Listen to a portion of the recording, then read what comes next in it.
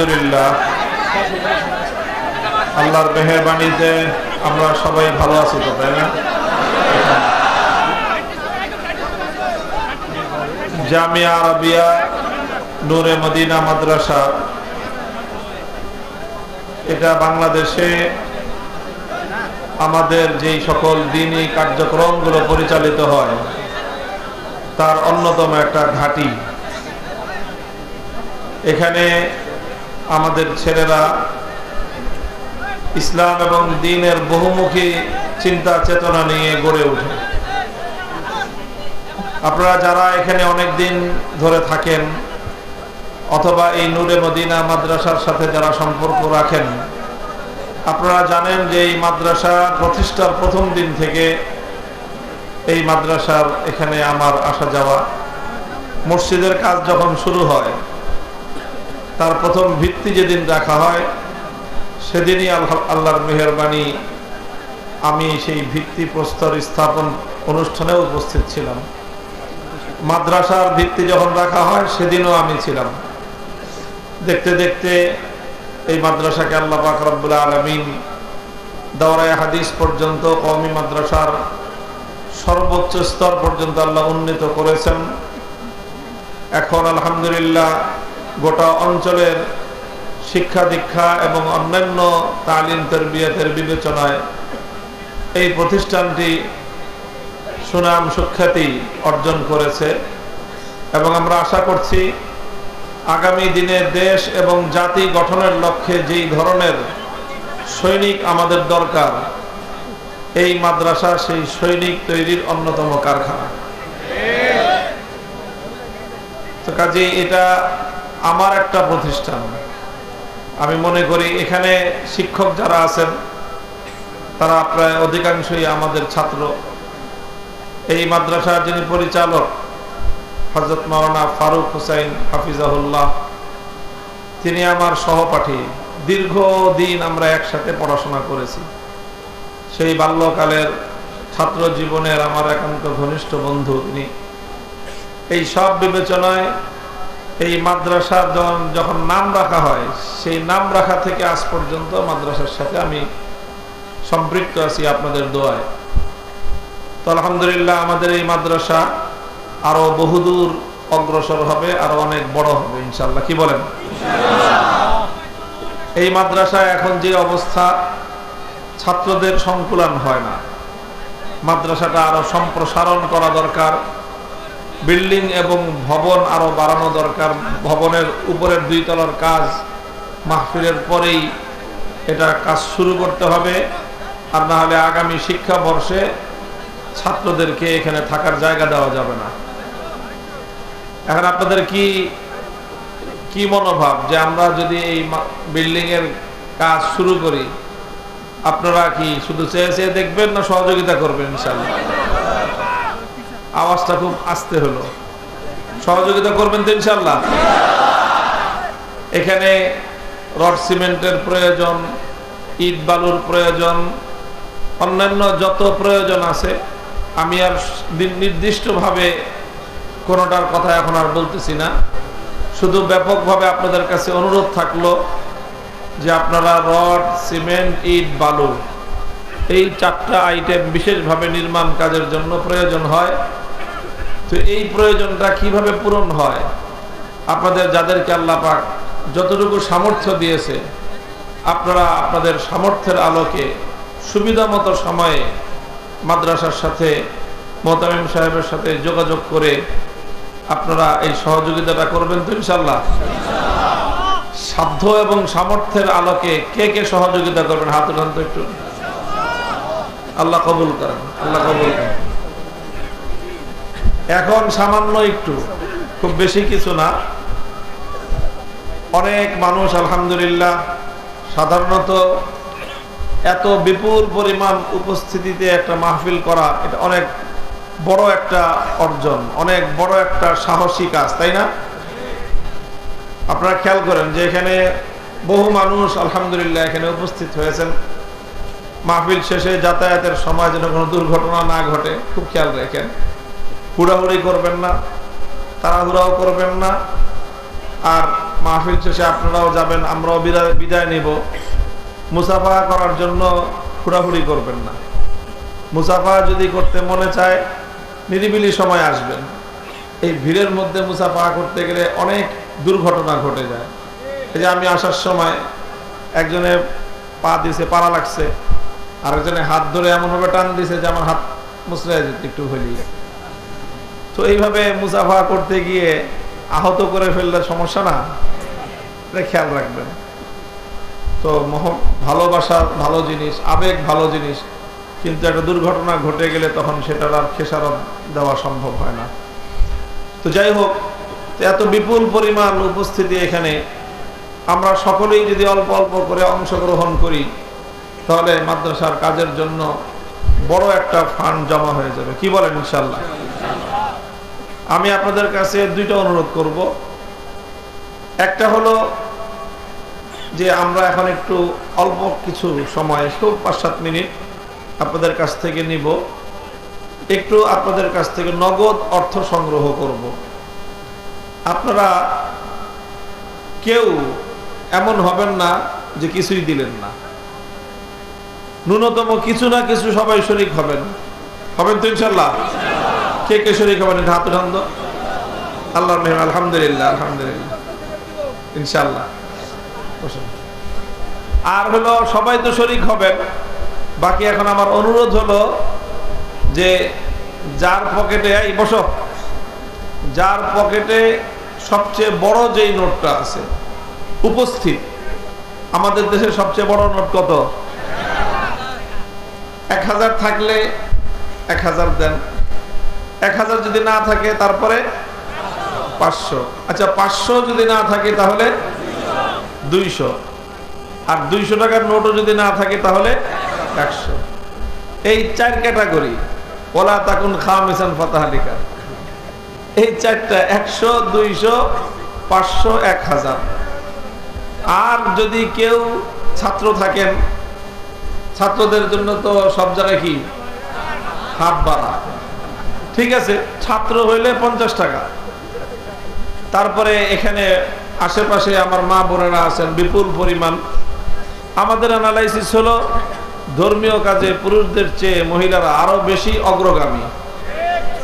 গার্মেন্টসে যে সকল আমাদের বোনেরা চাকরি করেন, কাজ করেন, দেখা গেছে যে গার্মেন্টসের ভাইয়েরা যাই দেখ আর না দেখ, অধিকাংশ গার্মেন্টসের বোনেরা সকালবেলা গার্মেন্টসে যাওয়ার সময় দেখা যায় যে তাদের সঞ্চিত সামান্য অর্থ থেকে আল্লাহর রাস্তায় কিছু দান সদকা করে যায়। কথা ঠিক কিনা? মহিলাদের আলাদা প্যান্ডেল নেই না? আচ্ছা অসুবিধা নাই, না থাকলে অনেকেই আমার এখানে আওয়াজ পৌঁছতেছে, বোনেরা শুনতেছেন, আমাদের মা বোনেরা, আপনারা এখন হোক অথবা পরে হোক কালকে মাদ্রাসায় পৌঁছায় দিবেন। আর এখন আপনারা কত গেল? 1000, 500, 200, 100, আর ছাত্ররা 50। এই 50 টাকার নিচে যেন আমাদের ব্যাগে আর জমা না হয়, ইনশাল্লাহ। কি বলেন? ইনশাল্লাহ বলেন। তাড়াতাড়ি নামেন, তাড়াতাড়ি নামেন। ছাত্ররা যারা আছেন ব্যাগ নিয়ে দ্রুত, রুমাল নিয়ে দ্রুত। লোক কই? কোথায়? দাঁড়াইতেছে না তো, এইভাবে হবে নাকি? অনেক লোক লাগবে তো ভাই। মাঝখান থেকে উঠেন তো, আপনারা দুজন দুজন করে উঠেন, রুমাল নিয়ে একটু পিছন থেকে উঠেন, আরো উঠেন, ওই পাশ থেকে বাম দিক থেকে ডান দিক থেকে। ছাত্ররা যারা আছে রুমাল নিয়ে ধরবে, দুজন দুজন করে রুমাল নিয়ে ধরবে তো। চারপাশে বহু মানুষ দাঁড়ানো, বহু মানুষ। এই দাঁড়ানো ভাইদের এখান থেকেও যেন এটা, এই কিছু মানুষেরও ওই যারা দাঁড়ায় আছে তাদের মাঝখান দিয়ে যান। সিরাজ ভাই 3 লাখ টাকা, 2 লাখ টাকা বাকি, 1 লাখ টাকা নগদ। আর আমাদের নাইবুল সাহেব 1 লাখ টাকা, 50,000 নগদ, 50,000 বাকি। এদিকে একটু এই যে স্টেজ থেকে ওঠা, রুমাল লাগাতে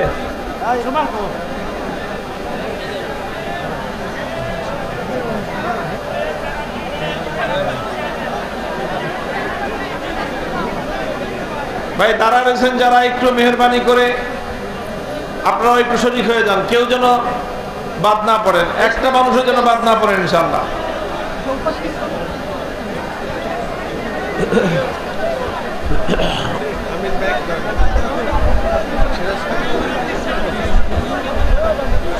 আমাদের জনাব সিরাজুল ইসলাম দেওয়ান সাহেব সেক্রেটারি মাদ্রাসার 3 লক্ষ টাকা দিবেন ইনশাআল্লাহ। 1 লক্ষ নগদ আর 2 লক্ষ পরে দিয়ে দিবেন।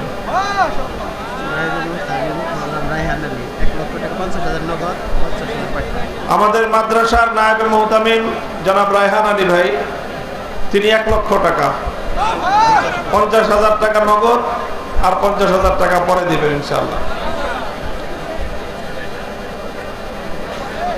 এটা তাড়াতাড়ি তাড়াতাড়ি, বাকিরা বসে পড়েন, বাকিরা বসে পড়েন না। আলহামদুলিল্লাহ, রায়হান সাহেব 50,000 টাকা নগদ দিয়ে দিচ্ছেন।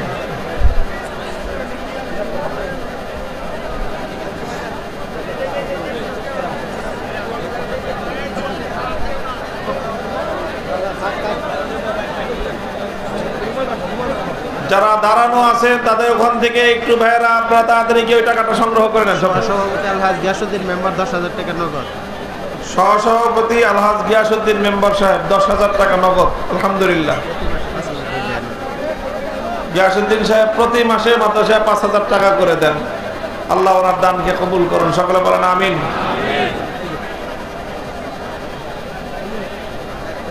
একেবারে পিছনে যারা দাঁড়ায় আছেন ওখান থেকে নেওয়া হয়েছে।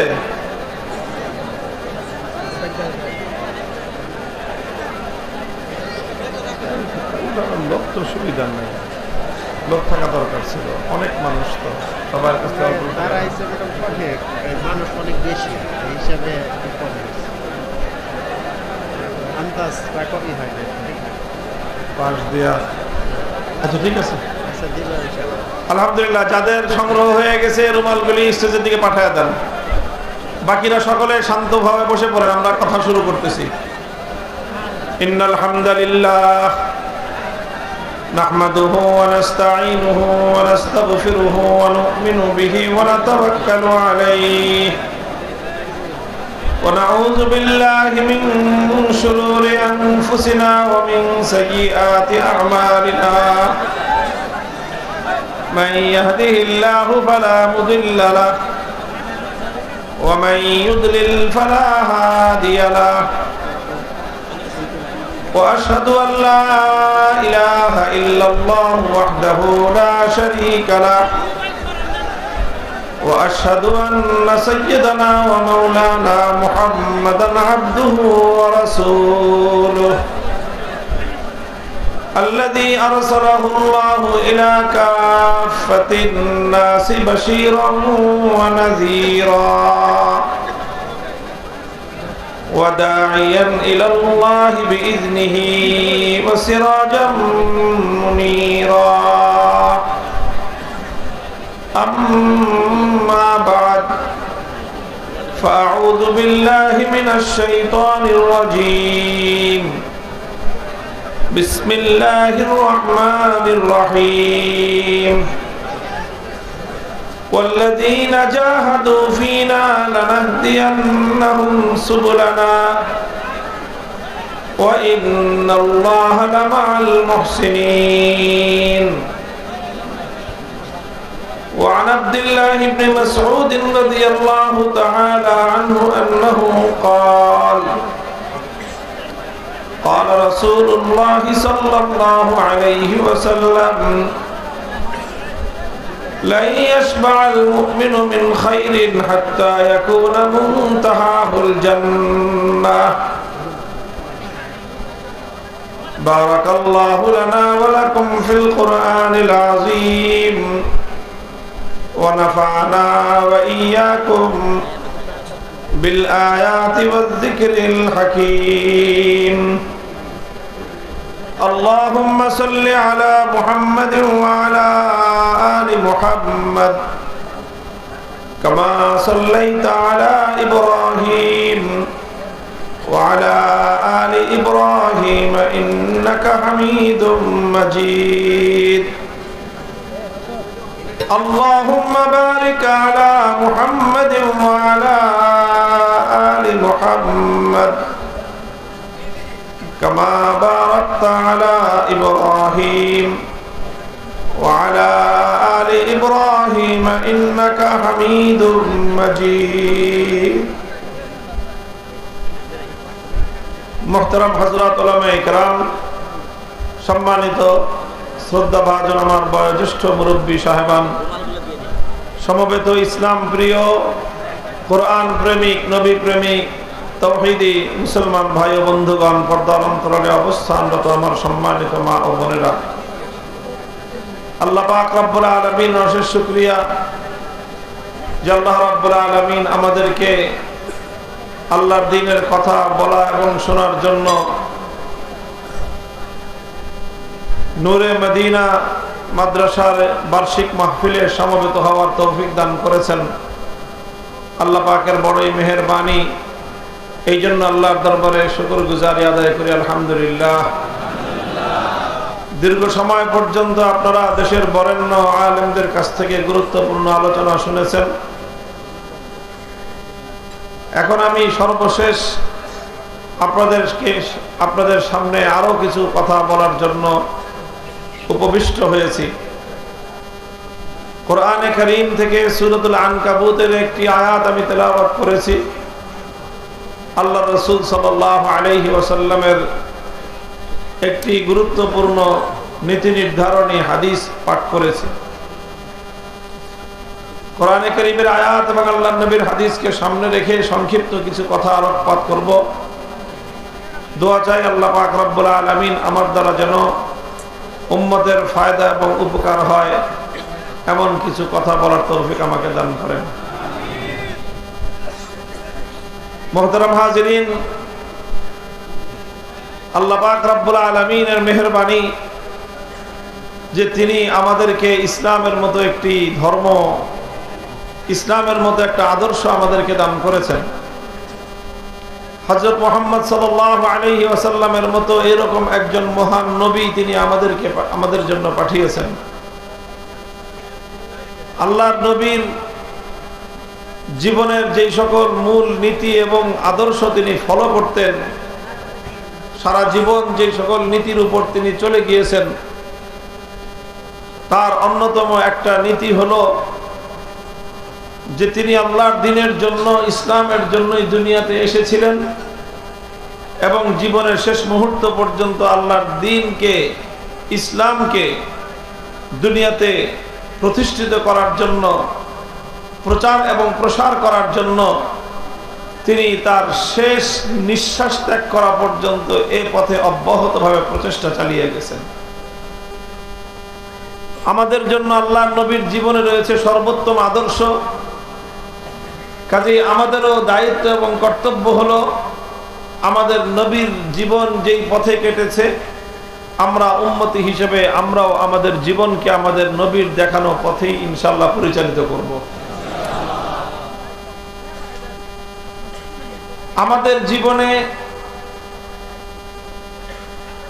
আমাদের জীবনে ইসলামের কাজে কখনোই দমে যাওয়া, থেমে যাওয়া, নীরব হয়ে যাওয়া, নিস্তব্ধ হয়ে যাওয়া, এই বিষয়গুলো যেন আমাদের জীবনে পাওয়া না যায়। রাসূল আকরাম সাল্লাল্লাহু আলাইহি ওয়াসাল্লাম মুমিনের বৈশিষ্ট্য সম্পর্কে বর্ণনা করেছে যে যারা ঈমানদার হবে তারা কেমন হবে।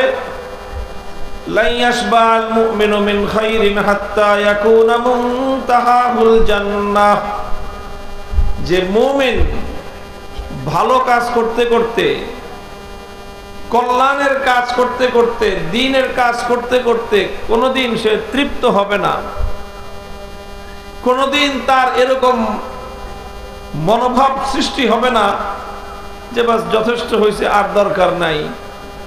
দ্বীনের ব্যাপারে, ইসলামের ব্যাপারে, আখিরাত কামাই করার ব্যাপারে মুমিন কোনোদিন সে পরিতৃপ্ত হয় না। হাত্তা ইয়াকুনা মুনতাহাহুল জান্নাহ, বরং সে আরো বেশি চাইবে, আরো বেশি চাইবে, চাইতে থাকবে, চাইতে থাকবে, যতক্ষণ পর্যন্ত সে খোদার জান্নাত পর্যন্ত না পৌঁছবে ততক্ষণ পর্যন্ত মুমিন ব্যক্তির চলা কোনোদিন থেমে যাবে না। মুমিনের দুটো টার্গেট, একটা হলো দুনিয়ার টার্গেট, আর একটা হলো পরকালের মৃত্যুর উপরে, মৃত্যুর পরবর্তী জিন্দেগির টার্গেট। দুনিয়ায় ইহকালে মুমিনের টার্গেট হবে হলো যে পৃথিবীর এক প্রান্ত থেকে আরেক প্রান্ত পর্যন্ত, গোটা পৃথিবীতে যতদিন পর্যন্ত আল্লাহর দ্বীন নিরঙ্কুশ ভাবে বিজয়ী না হবে ততদিন পর্যন্ত আমাদের নিস্তার, ততদিন পর্যন্ত আমাদের বিশ্রাম নাই, ততদিন পর্যন্ত আমরা পথ চলতেই থাকবো ইনশাআল্লাহ। এটা হলো মুমিনের সম্মিলিত আমাদের সকলের দুনিয়াতে ইহকালে আমাদের লক্ষ্য বস্তু, আমাদের টার্গেট হলো এই। কি বলেন? ইনশাআল্লাহ দুনিয়ার একটা একটা ঘরে আমরা আল্লাহর দ্বীনকে বিজয়ী রূপে প্রবেশ করাবো ইনশাআল্লাহ। সারা দুনিয়াতে এমন কোন ঘর, এমন কোন জনপদ, এমন কোন ভূমি, এমন কোন জমিন, এমন কোন এলাকা অবশিষ্ট থাকবে না, প্রত্যেকটা এলাকায় ইসলাম বিজয়ী হিসেবে প্রতিষ্ঠিত হবে ইনশাআল্লাহ। এটাকে অনেকের কাছে অতিরঞ্জিত আবেগ বলে মনে হতে পারে যে সারা দুনিয়া ইসলাম এরকম বিজয়ী হবে, এটা কি সম্ভব? আমি আল্লাহর নামের শপথ করে বলতে পারি এটা শুধু সম্ভব নয়, বরং এটাই হলো এই পৃথিবীর চূড়ান্ত বাস্তবতা। হযরত রাসূল আকরাম সাল্লাল্লাহু আলাইহি ওয়াসাল্লাম ইরশাদ করেছেন, লা ইয়াবকা আলা যাহরিল আরদি বাইতু মাদারিন ওয়ালা ওয়াবার ইল্লা আদখালাহুল্লাহুল ইসলাম ইম্মা বিইজ্জি আজিজিন ওয়া ইম্মা বিদুল্লি দালিল। এই ভূপৃষ্ঠে কোনো একটা ঘর অবশিষ্ট থাকবে না যেই ঘরে আল্লাহর দ্বীন বিজয়ী রূপে প্রবেশ না করবে। চাই সেটা শহর অঞ্চলের আকাশ ছোঁয়া অট্টালিকা হোক, অথবা চাই সেটা কোনো পল্লী অঞ্চলের ভাঙ্গা কুড়ে ঘর হোক, চাই সেটা কোনো বেদুইন পল্লীর, বেদুইন এলাকার মরুভূমির তাঁবুর ঘর হোক, অথবা চাই সেটা কোনো বেদে সম্প্রদায়ের নৌকার ছাউনি হোক, প্রত্যেকটা ঘরের মধ্যে ইসলাম প্রবেশ করবে। হয় অনেকে স্বাচ্ছন্দ্যে আনন্দে ইসলামকে গ্রহণ করবে, যারা ইসলামকে পছন্দ করবে না তাদেরকে লাঞ্ছিত করে, পরাজিত করে, অপদস্থ করে প্রতি ইঞ্চি মাটিতে আল্লাহর দ্বীন বিজয়ী হবে ইনশাআল্লাহ। দুনিয়ার এক ইঞ্চি মাটি অবশিষ্ট থাকবে না, সারা দুনিয়ায় আল্লাহর দ্বীন বিজয়ী হবে ইনশাআল্লাহ। আমার এই কথা, এই বক্তব্য, এটা এতটাই সত্য, এতটাই বাস্তব। কামা আন্না দুনাল গাদি কামা আন্না দুনাল ইয়াউমি আল গাদ। আজ রাত অবসান হওয়ার পরে, আজকের রাত শেষ হওয়ার পরে আগামীকাল ভোরবেলা পূর্ব দিগন্তে সূর্য উঠবে, এই বিষয়ে কারো কোনো সন্দেহ আছে? আগামীকাল সকালবেলা সূর্য উঠবে এটা যেরকম নিশ্চিত, সারা দুনিয়ায় প্রতি ইঞ্চি মাটিতে আল্লাহর দ্বীন বিজয়ী হবে এটা তার চেয়ে বেশি নিশ্চিত। দুনিয়ার এক ইঞ্চি মাটি অবশিষ্ট থাকবে না, চাই সেটা চায়নার পিকিং এর রাজপথ হোক, সেখানেও কালেমার পতাকা উড়বে। মস্কো রাজপ্রাসাদে ইসলাম বিজয়ী রূপে প্রবেশ করবে। ওয়াশিংটনের হোয়াইট হাউসের মাথার উপর কালেমার পতাকা উড়বে। দিল্লির লাল কেল্লা আবার ইসলাম শাসন করবে। ইসলামের অগ্রযাত্রা রুখে দেওয়ার সাধ্য পৃথিবীর কোন শক্তির হবে না।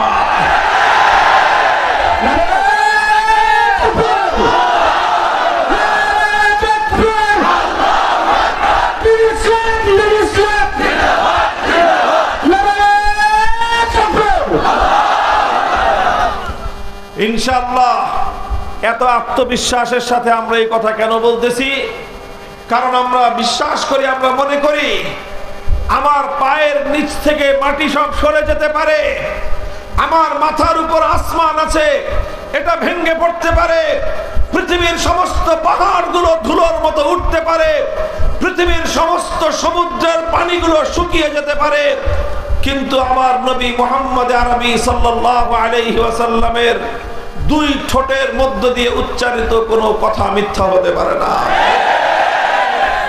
এটা সেই নবীর ভবিষ্যৎবাণী, এটা সেই নবীর ভবিষ্যৎবাণী as-সাদিকুল মাসদুক, যিনি তার সারা 63 বছরের জিন্দেগিতে কোনোদিন একটা মিথ্যা কথা বলেন নাই, কোনো অবাস্তব কথা বলেন নাই। তিনি যা বলেছেন তা অক্ষরে অক্ষরে বাস্তবায়িত হয়েছে অথবা হবে, তার একটা কথাও অবাস্তবায়িত থাকবে না ইনশাআল্লাহ। সুতরাং পৃথিবীর প্রতিটি প্রান্তে প্রান্তে, পৃথিবীর প্রতিটি কোনায় কোনায়, পৃথিবীর প্রতিটি জনপদে, এই পৃথিবীর প্রতিটি ঘরে ঘরে আল্লাহর দ্বীনের পতাকা উড্ডীন করা, এটাই হলো আমাদের চূড়ান্ত গন্তব্য। এটা হলো আমাদের সামষ্টিক সম্মিলিতভাবে পুরা উম্মতের গন্তব্য। আরেকটা হলো প্রত্যেক ব্যক্তির ইন্ডিভিজুয়াল ব্যক্তিগত গন্তব্য আছে। আরেকটা হয়তো আমি আমার জীবনে, আপনি আপনার জীবনে সারা দুনিয়াতে ইসলামের বিজয় দেখে নাও যেতে পারেন, কিন্তু আমাদের ব্যক্তিগত গন্তব্য আল্লাহর নবী নির্ধারণ করে দিয়েছেন, হাত্তা ইয়াকুনা মুনতাহাহুল জান্নাহ। আমি আল্লাহর দ্বীনের ঝান্ডা নিয়ে সামনে আগাতে থাকবো, আপনি আল্লাহর দ্বীনের ঝান্ডা নিয়ে সামনে অগ্রসর হতে থাকবেন। বাধা আসবে, বাধা টপকে যাওয়ার চেষ্টা করব, প্রতিবন্ধকতা আসবে, প্রতিবন্ধকতাকে আমরা মারিয়ে যাওয়ার চেষ্টা করব। হয়তো আমার বুকের দিকে জালিমের কোনো বুলেট ছুটে আসবে, আমি উন্মুক্ত পক্ষে প্রয়োজনে জালিমের বুলেটকে আমি বরণ করে নেব। হয়তো আমার জীবন আল্লাহর দ্বীনের রাস্তায় শাহাদাতের মাধ্যমে অবসান ঘটবে, আর নয় বাধার বিন্ধ্যাচল পেরিয়ে দ্বীনের ঝান্ডা নিয়ে আমি সামনে অগ্রসর হব।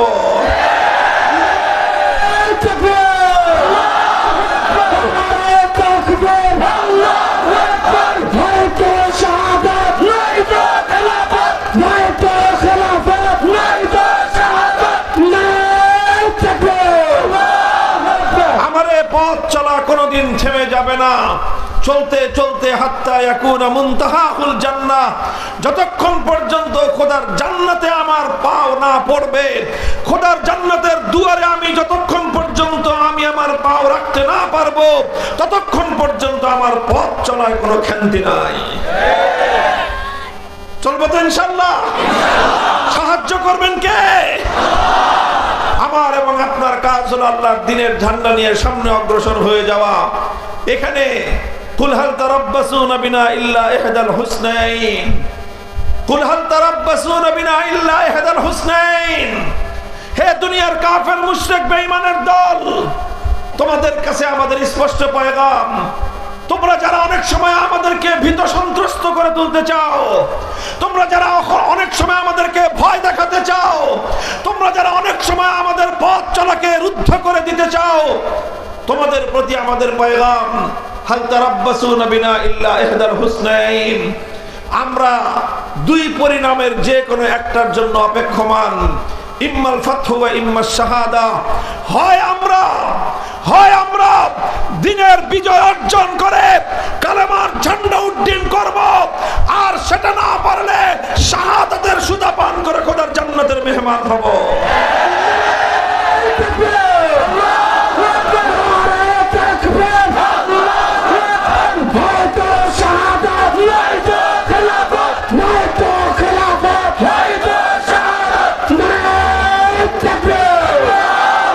বন্ধুগণ, এটা নবী আকরাম সাল্লাল্লাহু আলাইহি ওয়াসাল্লামের আমাদের প্রতি নির্দেশনা, আমাদের প্রতি তার নির্দেশ।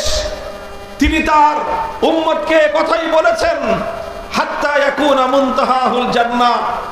মুমিন দুনিয়াতে বিশ্রাম করতে আসে না, মুমিন দুনিয়াতে বিলাসিতা করতে আসে না, মুমিন দুনিয়াতে আরাম আয়েশ করতে আসে নাই। আরে মুমিন তো দুনিয়াতে এসেছে আল্লাহর দ্বীনের জন্য কাজ করতে। আল্লাহর দ্বীনের জন্য কাজ করা, এটাই হলো মুমিনের জীবনের উদ্দেশ্য। হ্যাঁ, দুনিয়াতে যেহেতু থাকতে হয়, থাকার প্রয়োজনে কিছু টাকা পয়সার দরকার হয়, এই জন্য মুমিন কখনো চাকরি করে। থাকতে হলে খেতে হয়, পান করতে হয়, বাসস্থানের ব্যবস্থা করতে হয়, এই জন্য মুমিন কখনো ব্যবসা করে। থাকতে হয় এই জন্য মুমিন থাকার বাড়ি বানায়, কিন্তু বাড়ি বানানো মুমিনের উদ্দেশ্য নয়, ব্যবসা করা মুমিনের উদ্দেশ্য নয়, চাকরি করা মুমিনের উদ্দেশ্য নয়। মুমিনের উদ্দেশ্য হলো আল্লাহর দ্বীনের ঝান্ডা আল্লাহ পাক তার হাতে দিয়েছেন, এই ঝান্ডা নিয়ে সে চলতে থাকবে, চলতে থাকবে যতদিন তার দেহে প্রাণ আছে, যতদিন তার ধমনীতে রক্তের প্রবাহ আছে, যতদিন তার হৃদয় স্পন্দন আছে, ততদিন সে চলতে থাকবে, চলতে থাকবে, চলতে থাকবে। মরণ চলে আসলে মরতে থাকবে, চলতে থাকবে, মরতে থাকবে, চলতে থাকবে। যতক্ষণ দেহে প্রাণ আছে তার আগ পর্যন্ত সে থেমে যাবে না। ভাই, এটা আমাদের শুধু কথা নয়, এটা শুধু রাসূল আকরাম সাল্লাল্লাহু আলাইহি ওয়াসাল্লামের নির্দেশনা নয়, এটাই সিরাতুন নবী, এটাই নবী জীবনের আদর্শ। শুধু এমন না যে আল্লাহ নবী উম্মতকে বলেছেন, উম্মতকে অর্ডার দিয়ে নিজে আরামে ঘুমিয়েছেন, ব্যাপারটা এমন নয়। আমাদের নবী তেমন কোন নবী না যে তিনি কর্মীদেরকে মাঠে পাঠিয়ে দিয়ে নিজে আরামে ঘুমাবেন না। আমার নবী প্রতিটা ক্ষেত্রে প্রয়োজনের সময় তিনি নিজে ঝুঁকি নিয়েছেন, তিনি নিজে অগ্রসর হয়েছেন, অন্যদেরকে সাথে নিয়ে তিনি এগিয়ে গিয়েছেন। আল্লাহর নবী যত রকম বাধাই আসুক, যত রকম প্রতিকূলতা আসুক, অথবা যত রকম অনুকূল পরিবেশ হোক, অনুকূল প্রতিকূল কোন পরিবেশেই রাসূল আকরাম সাল্লাল্লাহু আলাইহি ওয়াসাল্লাম সামনে চলা বন্ধ করেন নাই। আমরা আল্লাহর নবীর সিরাতকে যদি, নবীর জীবনটাকে যদি আমরা খুব সংক্ষেপে একটু দেখি, কয়েকটা মৌলিক ঘটনাকে যদি আমরা একটু পর্যালোচনার মধ্যে আনি, আমরা দেখতে পাবো আল্লাহর পয়গম্বরের নবুয়তের 23 বছরের জিন্দেগি। হেরার গুহায় তিনি নবুয়তের আলো পেলেন, ওহীর সন্ধান তিনি পেলেন, আল্লাহর কোরআন নাজিল হওয়া শুরু হলো। আল্লাহ পাক রব্বুল আলামিন আমাদের নবীকে নবুয়ত দিলেন, রিসালাত দিলেন, হুকুম করলেন এবার যান দুনিয়ার মানুষকে আপনি একত্ববাদ এবং তাওহীদের দাওয়াত দিন। নবী আকরাম সাল্লাল্লাহু আলাইহি ওয়াসাল্লাম তাওহীদের দাওয়াত নিয়ে তিনি তার কওমের কাছে, তার জাতির কাছে গেলেন। গোটা আরব, গোটা মক্কার অধিবাসীদেরকে একত্রিত করে মক্কার মানুষকে তিনি ডেকে বললেন, ইয়া আইয়ুহান নাস কুলু লা ইলাহা ইল্লাল্লাহ তুফলিহু। হে মক্কাবাসী, তোমরা যদি সফলতা চাও, তোমরা যদি মুক্তি চাও, তোমরা যদি নাজাত চাও, এক উপায় বলো লা ইলাহা ইল্লাল্লাহ। যে ব্যক্তি লা ইলাহা ইল্লাল্লাহ বলবে সেই একমাত্র সফলতা অর্জন করতে পারবে। এই যে দাওয়াত দেওয়া শুরু করলেন, প্রথম দিন থেকে আল্লাহর নবীর সামনে বাধা এসে দাঁড়ালো।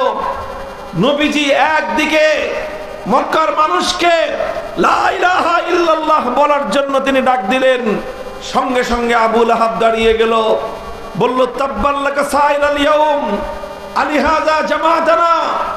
আবু লাহাব চিৎকার করে উঠল, হে মুহাম্মদ, তুমি ধ্বংস হও। তুমি কি আমাদেরকে এই কথা বলার জন্যই ডেকেছিলে? তুমি আমাদেরকে বাপ দাদার ধর্ম ছেড়ে দিতে বলতেছ? তুমি ধ্বংস হয়ে যাও। এই কথা বলে প্রথম দিন থেকে আল্লাহর নবীর সঙ্গে শত্রুতা পোষণ করা শুরু হয়েছে। শত্রুতা এসেছে, যত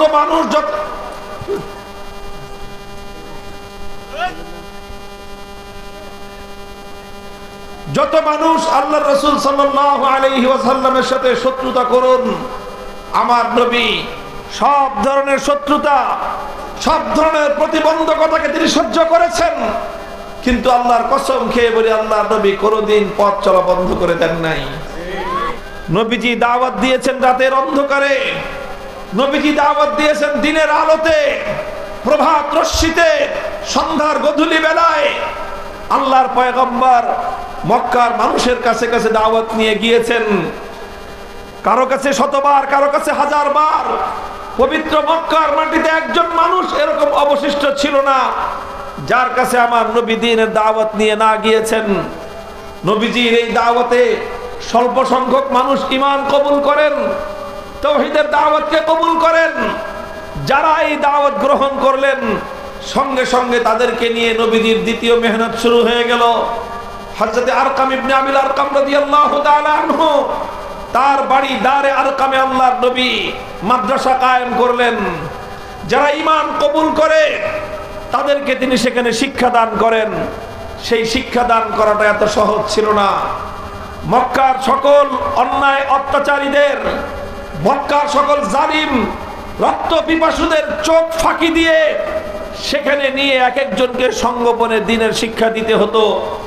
কারণ মক্কার কুরাইশরা টের পেলে যে এখানে কেউ নবীর দ্বীন শিক্ষা গ্রহণ করতেছে, এটা টের পেলে তার জীবনে হুমকি নেমে আসতো।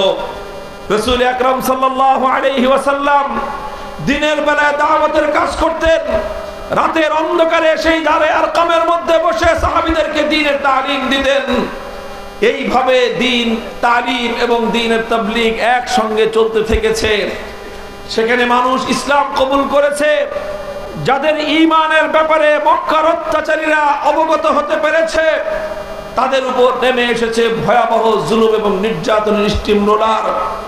হযরত বেলাল হাবাসী মরুভূমির উত্তপ্ত বালুকার উপর ওনাকে চিৎ করে শোয়ে বুকের উপর পাথর চাপা দেওয়া হয়েছে। হযরত খাব্বাব ইবনুল আরাত রাদিয়াল্লাহু তাআলা আনহু, ওনাকে জ্বলন্ত আগুনের উপর শোয়ে দেওয়া হয়েছে। সেই জ্বলন্ত আগুনে চামড়া পুড়ে, গোশত পুড়ে, চর্বি গলে গলে সেই আগুন নিভে গিয়েছে, কিন্তু পাষণ্ডদের অন্তরের মধ্যে এতটুকু দয়ার উদ্রেক হয় নাই। হযরত ইয়াসির রাদিয়াল্লাহু তাআলা আনহু ইসলাম গ্রহণ করবার অপরাধে ওনার দুটি পা দুই উটের সঙ্গে বেঁধে দিয়েছে। দুই উট দুই দিকে হাঁকায় নিয়ে গেছে। আল্লাহু আকবার। হযরত ইয়াসির রাদিয়াল্লাহু তাআলা আনহু, তার শরীর দ্বিখণ্ডিত হয়ে তিনি শাহাদাত বরণ করেছেন। ওনার স্ত্রী হযরত সুমাইয়া রাদিয়াল্লাহু আনহা, আবু জাহাল নিজের হাতে বিষাক্ত ধারালো বল্লমের আঘাতে ওনার তলপেট দিয়ে বিদ্ধ করে ওনাকে শহীদ করে দিয়েছেন। বাপ মা দুজন শহীদ হওয়ার পর হযরত আম্মার রাদিয়াল্লাহু আনহুকে পায়ের মধ্যে রশি বেঁধে মাথা নিচের দিকে দিয়ে কূপের মধ্যে ঝুলিয়ে রেখেছে ঘন্টার পর ঘন্টা। যত ধরনের জুলুম আর অত্যাচার হতে পারে সব মক্কার মাটিতে একটা একটা করে তারা বাস্তবায়ন করেছে। স্বয়ং আমাদের নবী মুহাম্মদ আরবি সাল্লাল্লাহু আলাইহি ওয়াসাল্লাম কাবা শরীফের সামনে নামাজ পড়তেছিলেন। আবু জাহাল পেছন থেকে এসে গলায় গামছা পেঁচিয়ে আমার নবীকে শ্বাসরুদ্ধ করে হত্যা করার চেষ্টা করেছে। নবীজি সিজদায় লুটিয়ে পড়েছেন। উকবা ইবনে আবি মুআইদ উটের ভুঁড়ি এনে নবীজির মাথার উপর ফেলে দিয়ে যে নবীকে শ্বাসরুদ্ধ করে হত্যার চেষ্টা চালিয়েছে। যত রকম ষড়যন্ত্র, যত রকম নির্যাতন হতে পারে, শিয়াবে আবি তালেবের মধ্যে আল্লাহর নবী এবং তার গোটা পরিবারকে একদিন দুই দিন নয় 3 বছর পর্যন্ত অবরুদ্ধ করে রেখেছে। কোনো খাওয়ার ব্যবস্থা নাই, থাকার ব্যবস্থা নাই। খোলা আসমানের নিচে বাচ্চাদেরকে নিয়ে 3 বছর অবস্থান করেছেন। গাছের পাতাকে জীবন ধারণ করেছেন, কিন্তু আল্লাহর নবী তার মিশন বাস্তবায়ন থেকে এক চুল পরিমাণ পিছপা হন নাই। এভাবেই চলতে চলতে 10 বছর পর্যন্ত চললেন। নবীজি দেখলেন যে মক্কার যাদের কপালে হেদায়েত ছিল তারা কবুল করে ফেলেছে, বাকি যেগুলো আছে দেখলেন যে এদের কপালে হেদায়েত নসিব হওয়া অনেক কঠিন। নবীজি মক্কার মানুষ থেকে অনেকটা নিরাশ এবং হতাশ হয়ে গেলেন, কিন্তু আল্লাহর নবী তার মিশন থামালেন না। মক্কার মানুষ কবুল করে না তো কি হয়েছে, নবীজি তায়েফে গেলেন। তায়েফে গিয়ে সকাল থেকে সন্ধ্যা সারা দিন এক একজন মানুষের কাছে গিয়ে গিয়ে দ্বীনের দাওয়াত দিতে আরম্ভ করলেন। 1 মাস পর্যন্ত তায়েফে এই দাওয়াতের মেহনত চালালেন। দুর্ভাগ্যজনকভাবে তায়েফের এত মানুষ, একটা মানুষও 1 মাসের মধ্যে কালেমা পড়ে নাই। শুধু নবীর দাওয়াত প্রত্যাখ্যান করেছে তাই নয়, বরং তারা নির্মম আচরণ করেছে আল্লাহর নবীর সঙ্গে। নবীজি কারো কাছে দাওয়াত দিতে গেলে সে দাওয়াত কবুল তো করেই না, উপরন্তু তায়েফের দুষ্ট সন্ত্রাসী বালকদেরকে ইঙ্গিত করে দেয়, লেলিয়ে দেয় যে তোমরা এই লোকটার উপর পাথরের বৃষ্টি বর্ষণ করো। এইভাবে আল্লাহর নবীর উপর পাথরের বৃষ্টি বর্ষণ হতে থাকে। নবীজি পাথরের আঘাতে আঘাতে রক্ত ঝরতে ঝরতে মাথার রক্ত পায়ে পড়ে, পায়ের চপ্পল পায়ের সাথে আটকে গিয়েছে, নবীজি বেহুশ হয়ে জমিনের মধ্যে পড়ে যান। আল্লাহর নবী যখন দুর্বল হয়ে মাটিতে পড়ে যান, তখন কিছু বয়স্ক লোক এসে নবীজির 2 হাত ধরে দাঁড় করায় দেয়, বলে আপনি চলে যান চলে যান। আর বালকদেরকে বলে, এই তোরা আর মারিস না, আর মারিস না।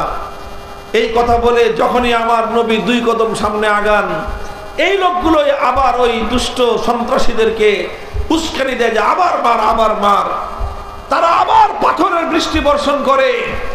এইভাবে একসঙ্গে একই সঙ্গে নবীর উপর পাথরের বৃষ্টি বর্ষণ করা হয়েছে, রক্তে রঞ্জিত করা হয়েছে, আবার সে রক্তের সঙ্গে উপহাস করা হয়েছে। যেমনটা আমাদের শাপলা চত্বরে আমাদের নবী প্রেমিক তৌহিদি জনতার বুকগুলোকে বুলেটের আঘাতে ঝাঁঝরা করা হয়েছে। আমার ভাইদের লাশগুলো বাংলাদেশ ব্যাংকের সামনে শাপলা চত্বরের সামনে পড়েছিল। আমাদেরকে হত্যা করে আবার জাতীয় সংসদে দাঁড়িয়ে আমার ভাইয়ের শাহাদাতের রক্তের সঙ্গে উপহাস করে বলা হয়েছে সেখানে নাকি আমাদের শহীদরা বুকে রং মেখে শুয়েছিল। ঠিক একই কায়দায় সেই তায়েফে আল্লাহর নবীর রক্ত ঝরানো হয়েছে, আবার সে রক্তের সঙ্গে উপহাস করা হয়েছে। আমার নবী সব সহ্য করেছেন, কিন্তু আল্লাহর দ্বীনের পথ থেকে এক চুল পরিমাণ বিচ্যুত হননি। 1 মাস পরে আল্লাহর নবী মক্কায় ফিরে আসলেন। নবীজি হতাশ হলেন যে তায়েফেও হলো না, মক্কাতেও হলো না। আমি জিজ্ঞাসা করতে চাই আপনাদের কাছে, আপনারা বলুন তো দেখি, আল্লাহর পয়গম্বর এর পরে কি নিজের দাওয়াতের মিশন বন্ধ করে দিয়েছিলেন? নিজের পথ চলার আল্লাহর নবী থমকে গিয়েছিল? না, থমকে যায় নাই। এরপরেই আসলো হজের মৌসুম। হজের মৌসুমে বিভিন্ন এলাকা থেকে লোকজন আসে হজ করতে। নবীজি তাদের পিছনে পিছনে ছুটতে আরম্ভ করলেন। মিনার ময়দানে আকাবার মাঠে নবীজির সঙ্গে 6 জন ব্যক্তির সাক্ষাৎ, যাদের বাড়ি হলো ইয়াসরিব। ইয়াসরিব হলো মদিনার পুরনো নাম। 6 জন ব্যক্তি আল্লাহর নবীর সঙ্গে পরিচয় হলো। নবীজি তাদের কাছে তাওহীদের দাওয়াত পেশ করার সাথে সাথে একসঙ্গে 6 জন মানুষ কালেমা পড়ে ইসলাম কবুল করলেন। মক্কার মানুষ কালেমা কবুল করে না। তায়েফে 1 মাস মেহনত করার পরে রক্ত দিয়েও একটা মানুষকে কালেমা পড়াতে পারেন নাই। আল্লাহ পাক রব্বুল আলামিন তার বিনিময় এবং বদলা দিলেন কি, যে মেঘ না চাইতেই বৃষ্টি। নবীজি দাওয়াত দেওয়ার সাথে সাথে ইয়াসরিবের 6 জন মানুষ কালেমা পড়ে মুসলমান হয়ে গেল। তারা ইয়াসরিবে ফিরে গেলেন, মদিনায় ফিরে গেলেন। গিয়ে তারা নিজেরা আরো মানুষ তৈরি করলেন। পরের বছর তারা আবার আসলেন। এবার 6 জন নয়, এবার আসলেন 12 জন। নবীর হাতে হাত রেখে তারা শপথ নিলেন, ইয়া রাসূলুল্লাহ, আপনার এই আদর্শ এটাই আমাদের আদর্শ, আপনার ধর্ম এটাই আমাদের ধর্ম, আপনার মিশন আমাদের মিশন, আপনার সংগ্রাম আমাদের সংগ্রাম, আপনার লড়াই আমাদের লড়াই। মক্কায় আপনার দ্বীন আপনি কায়েম করতে পারেন নাই, হে নবী আসুন মদিনায়, মদিনার মাটিকে আমরা ইসলামের ঘাঁটি হিসেবে গড়ে তুলবো ইনশাআল্লাহ। আল্লাহু আকবার, নারে তাকবীর, আল্লাহু আকবার। দিয়েছি তো রক্ত, আমাদের রক্ত, রক্তের বন্যায় ভেসে যাবে বাংলায়। জালিম শাহীর কালো হাত থেকে দাও কুড়িয়ে দাও, জালিমের রাস্তা ভেঙে দাও কুড়িয়ে দাও। মুহতারাম হাজিরিন, দ্বিতীয় বছর 12 জন, এর পরের বছর আসলো 70 জন। মদিনা ইসলামের অনুকূল পরিবেশ কায়েম হয়ে গেল। 70 জন এসে নবীর হাতে হাত রেখে শপথ নিলেন, বায়াত হলো, বায়াতে আকাবা সানিয়া হলো। তারা বললেন, ইয়া রাসূলুল্লাহ, এবার আমরা 1 জন 2 জন নয়, 70 জনের নুরানি কাফেলা পবিত্র মদিনার মাটিতে আল্লাহর দ্বীনকে জিন্দা করার জন্য আমরা প্রস্তুত। কাজী আপনি মদিনায় চলে আসুন, আমরা আপনার সঙ্গে থেকে আপনার সামনে পিছনে ডানে বামে চতুর্দিক থেকে আমরা আপনাকে সহযোগিতা করব। মক্কায় আপনি পারেন নাই, আপনি মদিনায় আসুন, মদিনার মাটি ইসলামের জন্য ইনশাআল্লাহ উর্বর হবে। রাসূল আকরাম সাল্লাল্লাহু আলাইহি ওয়াসাল্লাম 3 মাসের মাথায় রবিউল আউয়ালে হিজরত করলেন। মদিনায় গিয়ে 3 জাতি, মুসলিম, ইহুদি, মুশরিক, পৌত্তলিক, মূর্তি পূজারী, তাদের মধ্যে একটা শান্তি চুক্তি করলেন।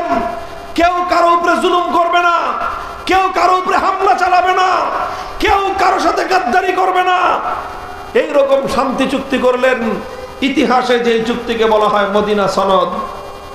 মদিনা সনদ হলো আল্লাহ রাসূল সাল্লাল্লাহু আলাইহি ওয়াসাল্লাম দেখলেন যে একটা নিরাপদ পরিবেশ পাওয়া গিয়েছে, সেখানে মসজিদ নির্মাণ করলেন, মসজিদে নববী।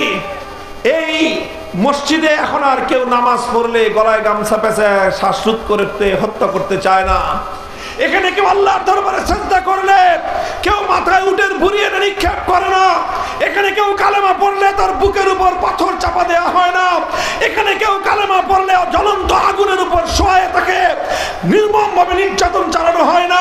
এখানে কেউ কালেমা পড়লে তাকে দ্বিখণ্ডিত করা হয় না। সোনার মদিনায় আল্লাহর মেহেরবানিতে এমন একটা শান্তিপূর্ণ নিরাপদ পরিবেশ সৃষ্টি হয়ে গেল।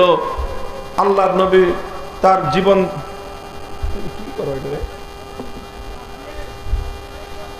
আল্লাহর নবী তার জীবন চলার পথ বন্ধ করে দেন নাই। কথা বলেন ঠিক না বেঠিক? নবীজি দেখলেন যে আলহামদুলিল্লাহ মদিনায় অনুকূল পরিবেশ পাওয়া গিয়েছে, একটা নিরাপদ জায়গা পাওয়া গিয়েছে, ইসলামের শক্তি বাড়তেছে, মুসলমানদের সংখ্যা বাড়তেছে। আলহামদুলিল্লাহ একটি শক্তিশালী একটা কাফেলা তৈরি হয়ে গেল। এবার আমার নবীজি সিদ্ধান্ত গ্রহণ করলেন, এখন আমাদেরকে আরো সামনে আগাতে হবে। এতটুকু নিয়ে সন্তুষ্ট হলে দুনিয়াতে আল্লাহর দ্বীন বিজয়ী হবে না। এতটুকু নিয়ে ক্ষান্ত হয়ে গেলে আমরা মঞ্জিল পর্যন্ত পৌঁছতে পারবো না, আমরা গন্তব্য পর্যন্ত পৌঁছতে পারবো না। এই জন্য আল্লাহর নবী 1 বছরের মাথায় ঘোষণা করলেন, উযিনা লিল্লাযীনা ইউকাতালুনা বিআন্নাহুম যুলিমু ওয়া ইন্নাল্লাহা আলা নাসরিহিম লাকাদির। আল্লাহ নবী ঘোষণা করলেন, হে দুনিয়ার বেঈমানের দল, মক্কার কাফের কুরাইশের বেঈমানেরা, দুরাচার অত্যাচারী জালিমের দল, শুনে রেখো, এতদিন পর্যন্ত তোমাদের সঙ্গে আমরা নমনীয়তার আচরণ করেছি। এতদিন তোমরা আমাদেরকে হামলা করেছো, আমরা পাল্টা হামলা চালাই নাই। তোমরা আমাদেরকে এক গালে চর মারলে আমরা আরেক গাল পেতে দিয়ে বলেছি আরেকটা চর মারো, কিন্তু আমার কথা শোনো। অনেক সোজা আঙ্গুলে ঘি উঠানোর চেষ্টা করেছি, কিন্তু দেখা গেছে যে কুত্তার লেজ কোনোদিন সোজা হয় না। কথা বলেন ঠিক না বেটি? কুকুরের লেজে কয় মন ঘি মাখলে লেজ সোজা হবে? বলেন, কয় মন ঘি কুকুরের লেজের মধ্যে মালিশ করলে কুত্তার লেজ সোজা হবে? বলতে পারেন? কুত্তার লেজ যতদিন জিন্দা আছে ততদিন সোজা হবে না। যারা মনে করেন আল্লাহর দ্বীনের সব দুশমনরা সোজা হয়ে যাবে, তারা বোকার স্বর্গে বসবাস করেন। দ্বীনের কিছু দুশমন, এগুলো কুকুরের লেজের মতো, এদেরকে কোনোদিন সোজা করা যাবে না। ডান্ডা দিয়ে এদেরকে সোজা না করা পর্যন্ত, আঙ্গুল বাঁকা না করা পর্যন্ত ঘি উঠে না।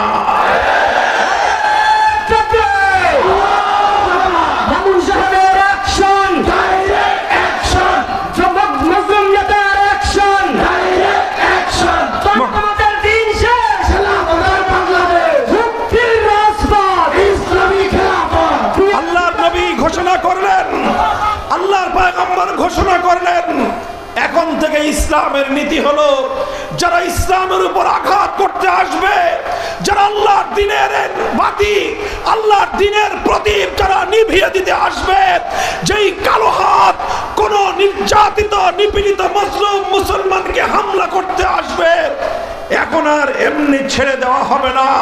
যেই কালো হাত ইসলামের দিকে অগ্রসর হয়ে আসবে, সে হাত ভেঙে গুড়িয়ে দেওয়া হবে। আল্লাহর নবী বদরের রণাঙ্গনে গেলেন, রক্ত দিলেন, 14 জন সাহাবী শাহাদাত বরণ করলেন। উহুদের ময়দানে গেলেন, 70 জন প্রিয় সাহাবীর জীবন গেল। নবীজির প্রাণাধিক প্রিয় চাচাজান হযরতে হামজা ইবনে আব্দুল মুত্তালিব রাদিয়াল্লাহু আনহু শহীদ হলেন।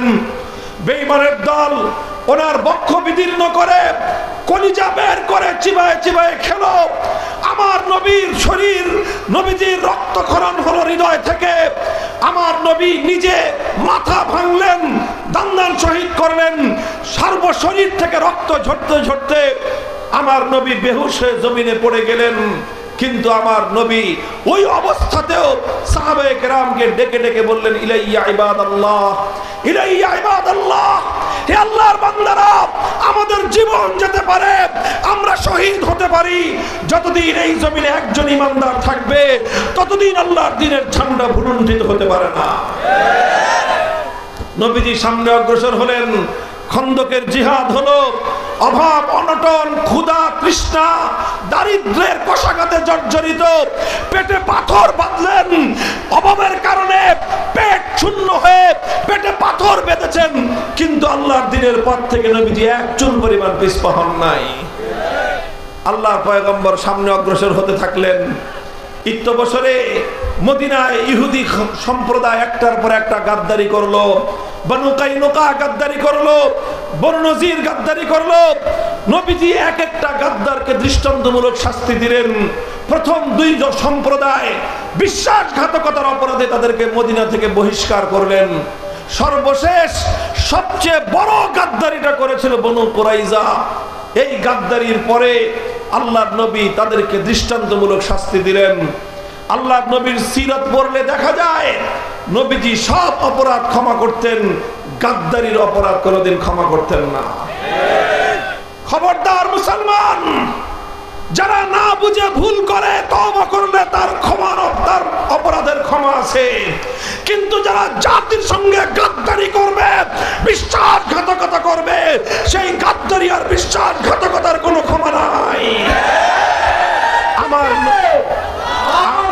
আমার নবী একদিনে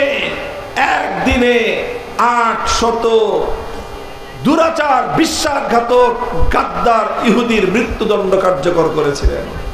কয়শ? 800 গাদ্দারকে একদিনে মৃত্যুদণ্ড দিয়ে তাদেরকে দৃষ্টান্তমূলক শাস্তি প্রদান করে নবীজি সতর্ক করেছেন, খবরদার ইসলামের সঙ্গে যেন কেউ গাদ্দারি করার দুঃসাহস না দেখায়। মুহতারাম হাজিরিন, একটা পর্যায়ে আসলো সোনার মদিনায় সব মানুষ কালেমা পড়ে নিল। আর কোনো বেঈমান নাই, ইহুদি নাই, মুশরিক নাই, কোনো মূর্তি পূজারী নাই। সোনার মদিনা শান্তির শহরে পরিণত হলো। সোনার মদিনায় আল্লাহর দ্বীনের দুর্ভেদ্য ঘাটিতে পরিণত হলো।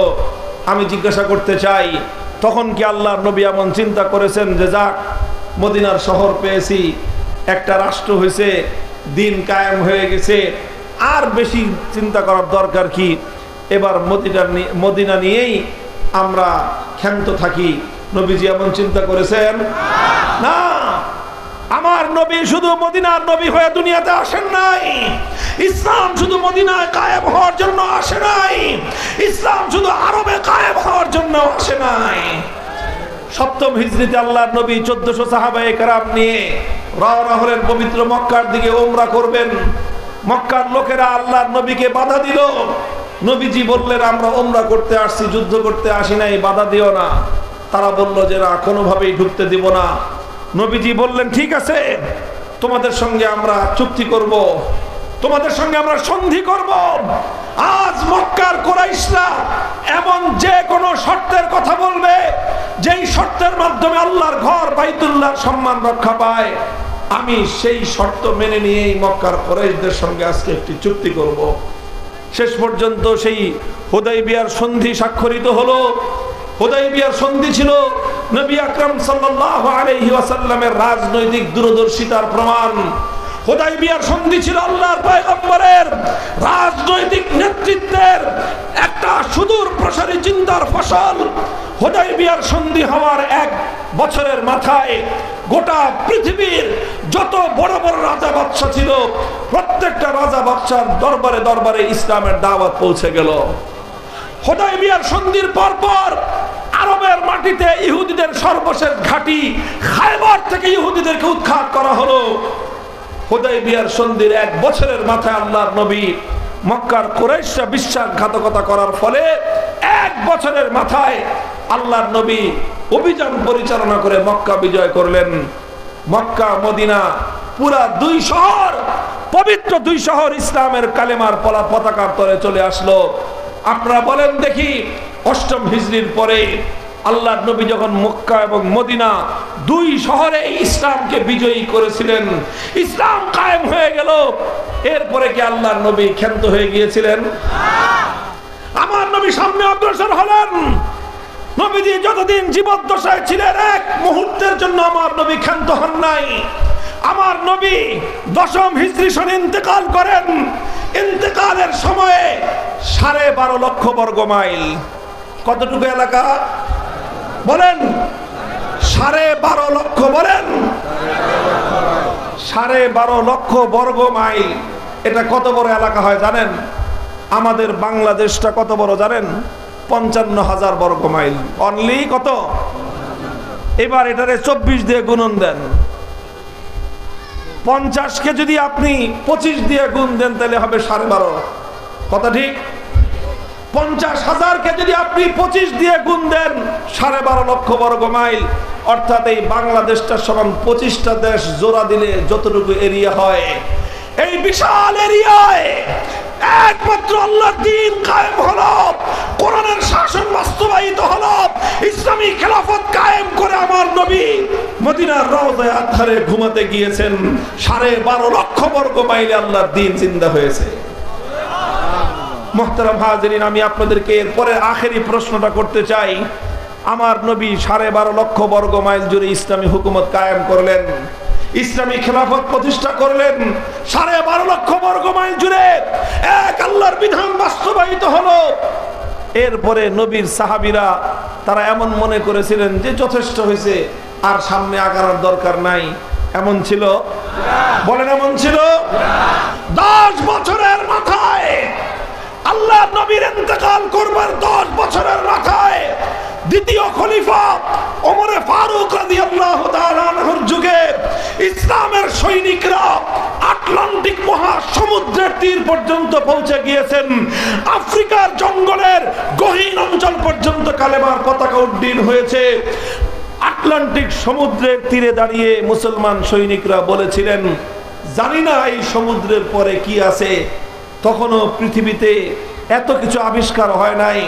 বলেছিলেন, যদি জানতাম সমুদ্রের অপর প্রান্তে কোনো জনপদ আছে, পৃথিবীর কোনো অঞ্চল আছে, যদি জানতে পারতাম, এই সমুদ্রের উন্মত্ত তরঙ্গমালার উপর দিয়ে ঘোড়া দাবড়ায় দিতাম, সমুদ্রের অপর প্রান্তে গিয়ে আমরা দিনের ঝান্ডা উড্ডীন করতাম।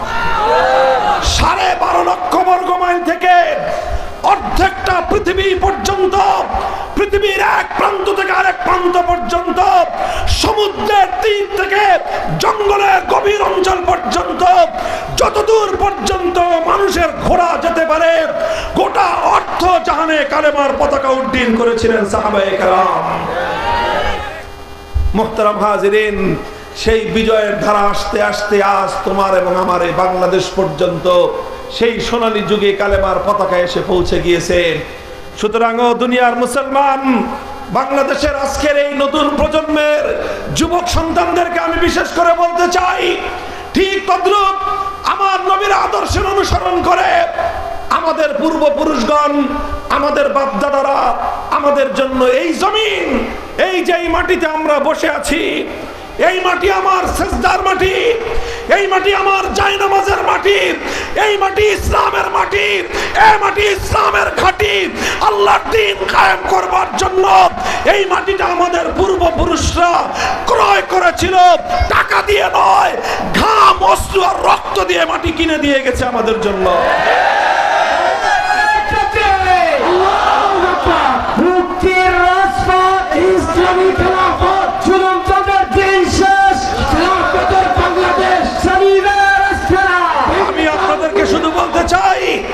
আখেরি পয়গাম, হে বাংলার মুসলমান, তোমরা তোমাদের বাপদাদার সঙ্গে গাদ্দারি করো না।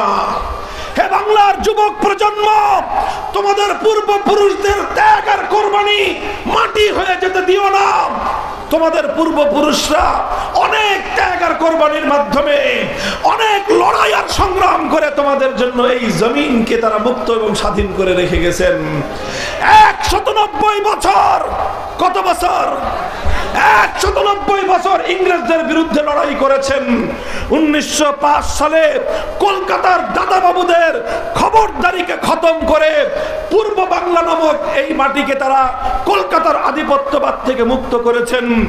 রবীন্দ্রনাথ ঠাকুর সহ উগ্র হিন্দুত্ববাদী সাম্প্রদায়িক গোষ্ঠী সহিংস আন্দোলনের মাধ্যমে আবার এই বাংলার মুসলমানদেরকে তারা তাদের করতলগত করার চেষ্টা চালিয়েছিল। এই জন্য আমাদের বাপদাদারা 1947 সালে দিল্লিকে লাল কার্ড দেখিয়ে বাংলার মাটিকে দিল্লির আধিপত্য এবং গোলামি থেকে মুক্ত করেছিলেন। তারা বলেছিলেন মুসলমানদের ভূমিতে ইসলাম কায়েম হবে, মুসলমানদের জমিনে ইসলাম ছাড়া অন্য কিছু চলতে পারে না। 47 সালে মুসলমানদের জন্য আলাদা ভূমি হলো। দুর্ভাগ্যজনকভাবে পশ্চিম পাকিস্তানিরা গাদ্দারি করলো। 24 বছর পর্যন্ত যে মাটি ইসলামের জন্য মুক্ত হয়েছিল, যেই দেশটা ইসলামের জন্য স্বাধীন হয়েছিল, 24 বছর পর্যন্ত পশ্চিম পাকিস্তানের খান পাঠানের গোষ্ঠী ওরা সেই আল্লাহর দ্বীন এবং কোরআনের শাসন বাস্তবায়ন করে নাই। যার কারণে 1971 সালে পশ্চিম পাকিস্তানিদেরকে ঝাঁটাপেটা করে এই দেশ থেকে বিতাড়িত করা হয়েছে। দুর্ভাগ্য আমাদের পিছু ছাড়ে নাই। 71-এর মুক্তিযুদ্ধের পর মনে করেছিল এই দেশটা জুলুম এবং বৈষম্য মুক্ত হবে। যিনি মুক্তিযুদ্ধে নেতৃত্ব দিলেন তিনি মুক্তিযুদ্ধের সময় পশ্চিম পাকিস্তানে থাকলেন বন্দী। মুক্তি পাওয়ার পর গেলেন লন্ডন। দেশের মানুষ আশা করেছিল লন্ডন থেকে তাদের নেতা তাদের দেশে আসবে, নতুন স্বাধীন শব্দ, স্বাধীন দেশ। কিন্তু তাদের নেতা জাতিকে হতাশ করে তার প্লেন দেশের স্বাধীন মাটিতে নয় বরং দেশের স্বাধীন মাটিতে আসার আগে নয়াদিল্লিতে ল্যান্ড করলো। তিনি গেলেন ভারতের প্রধানমন্ত্রী শ্রীমতী ইন্দিরা গান্ধীকে কুর্নিশ করতে। তিনি তাকে কুর্নিশ করলেন আর আসার সময় সেই ভারতের প্রধানমন্ত্রী তার পকেটের মধ্যে একটা ছোট্ট প্রেসক্রিপশন লিখে দিলেন। তিনি সেই প্রেসক্রিপশন নিয়ে এসে 72 সালে একটা সংবিধান রচনা করলেন। সেই সংবিধানের মাধ্যমে আমাদের পূর্বপুরুষদের 200 বছরের ত্যাগ এবং কোরবানিকে জলাঞ্জলি দিয়ে স্বাধীন এই মাটিকে ভারত মাতার চরণ তলে বলি দিয়ে দিলেন। তিনি সেখানে লিখলেন এই দেশটা চলবে ধর্মনিরপেক্ষতার ভিত্তিতে। অথচ বাংলার মানুষ ধর্মনিরপেক্ষতার জন্য ইংরেজদের বিরুদ্ধে লড়াই করে নাই। বাংলার মানুষ 47 সালে ধর্মনিরপেক্ষতার জন্য দেশটাকে দিল্লির গোলামীর জিঞ্জির ছিন্ন করে আজাদ করে নাই। বাংলার মানুষ 71-এর মুক্তিযুদ্ধ ধর্মনিরপেক্ষতার জন্য করেন নাই। কিন্তু 72 সালে সেই ইসলাম বিরোধী কুফরি মতবাদ ধর্মনিরপেক্ষতা বাংলার মানুষের কাঁধে চাপিয়ে দেওয়া হলো। এরপরে 24 বছরের ইতিহাস বাংলার মানুষের সঙ্গে গাদ্দারির ইতিহাস। এরপরে 54 বছর ধরে এই ধর্মনিরপেক্ষ মতবাদের ভিত্তিতেই বাংলার মানুষের অধিকারকে দাবায় রাখবার চেষ্টা করা হয়েছে। ইসলাম প্রতিষ্ঠার আন্দোলন এবং সংগ্রামকে দাবায় রাখার চেষ্টা করা হয়েছে।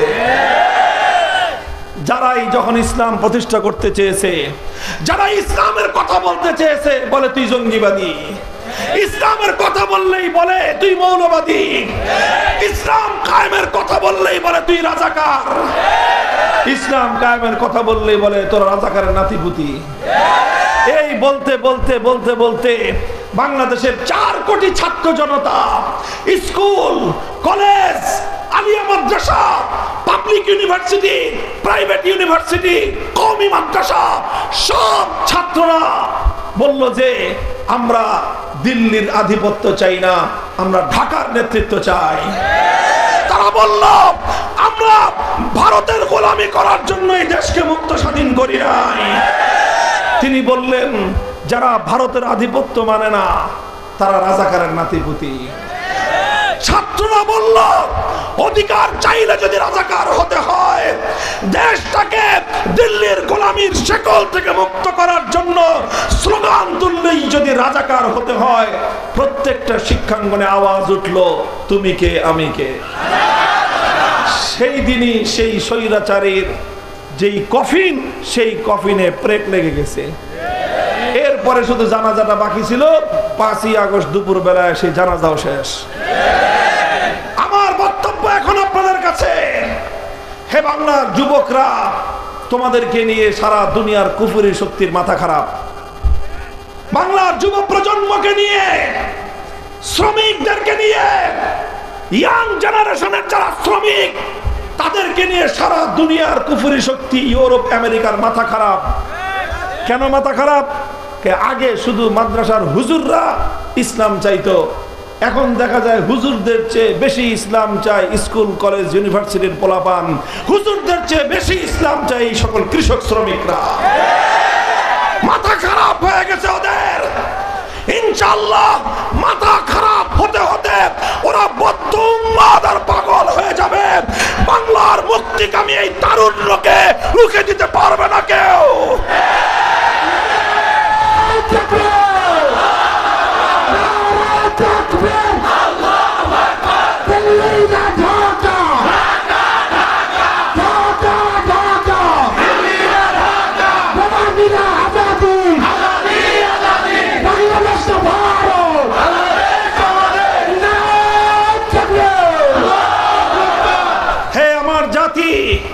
হে গার্মেন্টসের শ্রমিক ভাইরা, হে আমার বাংলার তরুণ জনতা, মনে রেখো তোমাদেরকে বাংলাদেশ এবং বাংলাদেশের অধিকার বুঝে নিতে হবে। শুধু রাজনৈতিক নেতারা বুঝবে সেই দিন শেষ। প্রতিটি মানুষকে যার যার হিস্সা বুঝে নিতে হবে। তোমাদেরকে নিয়ে কেউ যেন রাজনীতি করতে না পারে, তোমাদেরকে নিয়ে কেউ যেন স্বার্থ উদ্ধার ধান্দাবাজির রাজনীতি করতে না পারে। তোমরা সোচ্চার এবং সজাগ হয়ে ওঠো। আমরা পরিষ্কার ভাষায় বলতে চাই, এই বাংলাদেশের অতীতের ইতিহাস এটা আমার বাবার একার ইতিহাস নয়। আমার বাবার যে ইতিহাস, তোমার বাবারও সেই ইতিহাস। আমার দাদার যে ইতিহাস, তোমার দাদারও সেই ইতিহাস। পড়ো, 190 বছর পর্যন্ত ইংরেজদের বিরুদ্ধে লড়াই করেছিল আমার আর তোমার দাদারা। ইংরেজদের গোলামির জিঞ্জির ছিন্ন করার পরে কলকাতার দাদা বাবুরা আমাদের উপর আধিপত্য করতে চেয়েছিল। আমাদের পূর্বপুরুষরা বলেছে, না, আমরা মুসলিম জাতি, আমরা ইসলাম নিয়ে বাঁচতে চাই, আমরা তোমাদের গোলামি করতে প্রস্তুত না। আমরা দিল্লির গোলামি করব না, আমরা ইসলাম মুসলিম জাতিসত্তার পরিচয় নিয়ে বাঁচতে চাই। বারবার আমরা বিজয় অর্জন করেছি। ষড়যন্ত্রের মধ্য দিয়ে বাংলার মুসলমানদের সেই বিজয়কে কেড়ে নেওয়ার চেষ্টা করা হয়েছে। সর্বশেষ এসেছে 2024-এর এই বিপ্লব। এই বিপ্লবে জুলাই সনদ প্রণীত হয়েছে। এই জুলাই সনদের মধ্যে 47-এর দেশ বিভক্তির কথা বলা হয়েছে। আমি সহজে আপনাদেরকে একটা কথা বুঝাই। ভাগ বাটোয়ারা বুঝেন, জমিন যে ভাগ হয়, বাবা মারা গেলে বাবার জমি সন্তানদের মধ্যে ভাগ হয় কিনা? মনে করেন আমাদের দাদার আমলে গোটা ভারত, এই বর্ষ বাংলাদেশ, পাকিস্তান, ভারত সব এক দেশ ছিল, ওটা দাদার দেশ। দাদা মারা যাওয়ার পর তারপরে ভাগ হলো। কি হলো? ভাগ হলো 2 ভাগ। এক ভাগ হলো তারা যারা তাদের দেশটাকে আল্লাহর কোরআনের বিধান অনুযায়ী পরিচালনা করতে চায়, তারা পাইল 1 ভাগ। আরেক ভাগ পাইল তারা যারা তাদের দেশটাকে ধর্মনিরপেক্ষ আদর্শের উপর চালাতে চায়। পরিষ্কার কথা, যারা ধর্মনিরপেক্ষতার উপর দেশ চালাতে চায় তারা বড় অংশটা পাইছে, মাখনটা পাইছে, ক্রিমগুলো সব ওরা খাইছে। খা, মাখন খা, ক্রিম খা, দিল্লি খা, হায়দ্রাবাদ খা, সব তোরা খা। বিশাল ভারত ধর্মনিরপেক্ষতাবাদীরা নিছে, আমাদের মুসলমানদেরকে ছাটমাট দিছে। খালি এইখান দিয়ে বাংলাদেশ একটু, ওখান দিয়ে একটু পাকিস্তান। ঠিক আছে, যা, তোরা বেশি খা। আমাদের অল্প একটু ভূখণ্ড দেওয়া হয়েছে বাটোয়ারার সময়, 47-এর ভাগ বাটোয়ারার সময়, দেশ বিভাগের সময় আমরা অল্প একটু এলাকা পাইলাম। সেই এলাকায় নিয়ে আমরা এখন বসবাস করতেছি। এরপরে বাপের আমল গেল, পাকিস্তানের আমল। 71 সালে ওইটার মরণ হয়ে গেল। এবার আমাদের ভাই ভাইদের এই বাংলাদেশের হিস্সা। বলেন, দাদার আমলে যেই ভাগ বটোয়ারা হয়েছে, আপনার বাবা আপনার দাদার কাছ থেকে যেই অংশ পেয়েছে, আপনার বাবার মৃত্যুর পরে সেই অংশ যদি আপনার চাচা এসে দাবি করে, আপনারা ভাইয়েরা আপনার বাবার অংশ থেকে চাচা অথবা চাচতো ভাইদেরকে হিস্সা দিবেন? আপনার বাবার অংশ থেকে আপনারা বেঁচে থাকতে আপনার চাচা চাচতো ভাই অন্য কারো হিস্সা এবং অধিকার থাকতে পারে? 47 সালে দাদার আমলে এই জমিন ভাগ বটোয়ারা করে ধর্মনিরপেক্ষতার জন্য ভারত আর মুসলমানদের জন্য, ইসলামের জন্য বাংলাদেশকে বন্টন করা হয়েছে। এখন বাংলাদেশে তোমরা ধর্মনিরপেক্ষতার গান গাও, কাহিনীটা কি? তোমাদের যদি ধর্মনিরপেক্ষতা এত পছন্দ হয়, চলে যাও সেই দেশে যেই দেশে ধর্মনিরপেক্ষতা আছে, যেই দেশে আপা আছে। যাও, তোমার আপা ধর্মনিরপেক্ষতা চেয়েছে, ধর্মনিরপেক্ষতার দেশে চলে গেছে। আপার জ্ঞাতি গোষ্ঠী আন্ডা বাচ্চা ছাও যা আসো, পছন্দ না হলে ধর্মনিরপেক্ষতার জন্য সেই দেশে চলে যাও। যারা আপাকে নতুন করে খালাম্মা বানাইতে চাও, তোমরাও চলে যাও। আর আমরা পরিষ্কার বলি, আমরা তোমাদেরকে বিতাড়িত করতে চাই না। আমরা বলতে চাই, এ দেশে তোমরা থাকবা, আমরা থাকবো, সবাই থাকবে, তবে এ দেশে থাকতে ইসলাম মেনেই থাকতে হবে।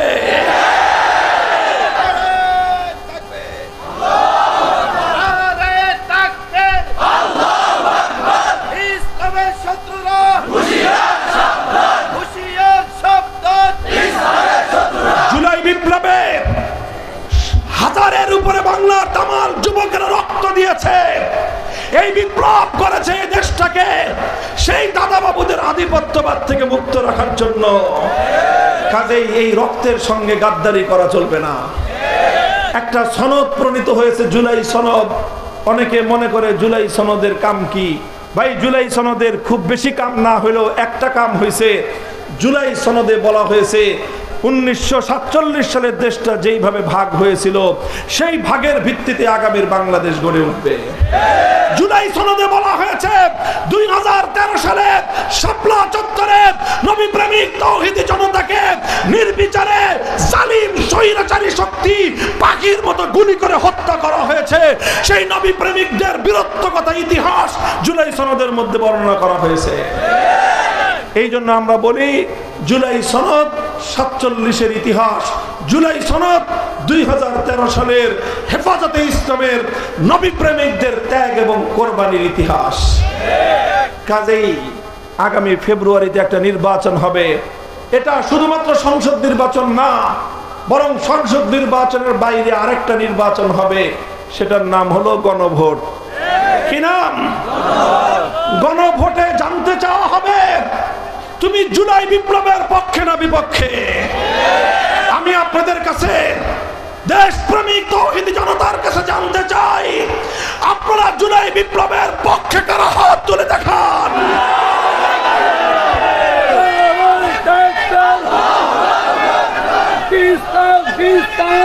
যারা জুলাই বিপ্লবের পক্ষে, গণভোটে হ্যাঁ বাক্সে ভোট দিবেন। গণভোটে হ্যাঁ বাক্সে ভোট দিবেন তো ইনশাআল্লাহ? মুহতারাম হাজিরিন, প্রশ্ন করতে পারেন, গণভোটে হ্যাঁ বাক্সে ভোট দিলেই কি বাংলাদেশে ইসলামী বিপ্লব হয়ে যাবে? আমি বলি যে না, ইসলামী বিপ্লব হবে না। তবে ইসলামী বিপ্লবের ক্ষেত্রে আমরা আরেক ধাপ আগাতে পারবো। আমরা ইসলামী বিপ্লবের দ্বার প্রান্তে উপনীত। বাংলার মানুষ, তোমরা শুনে রাখো, সব রঙের বাংলাদেশ দেখা শেষ। একবার আমরা দেখেছি সোনার বাংলাদেশ।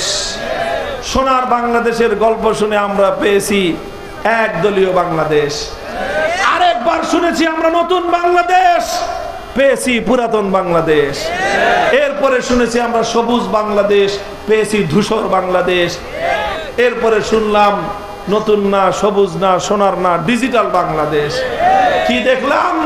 আমার দেশের কৃষক শ্রমিক, এই গার্মেন্টসের শ্রমিক ভাইয়েরা বোনেরা তিল তিল করে উপার্জন করে 1 কেজি 100 টাকার পণ্য কিনেন, 15 টাকা ভ্যাট কেটে নিয়ে যায় সরকার। আপনি 100 টাকার নুন কিনলে 85 টাকার নুন পান। ক টাকা? 85 টাকার নুন পান, 15 টাকা ভ্যাট যায়। চাল কিনবেন, 85 টাকার চাল পাবেন, 15 টাকা ভ্যাট। ডাল কিনবেন 85 টাকার ডাল পাবেন 15 টাকা। এইভাবে মেহনতি মানুষের মাথার ঘাম পায়ে ফেলানো ট্যাক্সের পয়সা জড়ো হয় দেশের জন্য, জাতির জন্য। সেই টাকা জমা থাকে বাংলাদেশ ব্যাংকে। ডিজিটাল বাংলাদেশ মানে হলো এই, ব্যাংকে তালা মারা ঠিক থাকবে, ডিজিটাল কায়দায় হাজার হাজার কোটি টাকা চুরি হয়ে বিদেশ চলে যাবে। ডিজিটাল বাংলাদেশ মানে দেখেছি কি আমরা, এদেশের আমাদের রেমিটেন্স যোদ্ধা, আমাদের ভাইয়েরা বোনেরা বিদেশে রাত দিন 24 ঘন্টার মধ্যে 16 ঘন্টা পরিশ্রম করে দেশে টাকা পাঠায়। সেই টাকা দেশে আসে, ডিজিটাল কায়দায় বিদেশে গিয়ে বেগম পাড়া হয়ে যায়। এই হলো ডিজিটাল বাংলাদেশ। আমাদের দেখা শেষ, সব রঙের বাংলাদেশ দেখা শেষ, সোনার বাংলাদেশ দেখা শেষ, নতুন বাংলাদেশ দেখা শেষ, সবুজ বাংলাদেশ দেখা শেষ, ডিজিটাল বাংলাদেশও দেখা শেষ। এবার আমরা একটা বাংলাদেশ দেখতে চাই, সেই বাংলাদেশ হলো ইসলামের বাংলাদেশ, আল কোরআনের বাংলাদেশ, খেলাফতের বাংলাদেশ।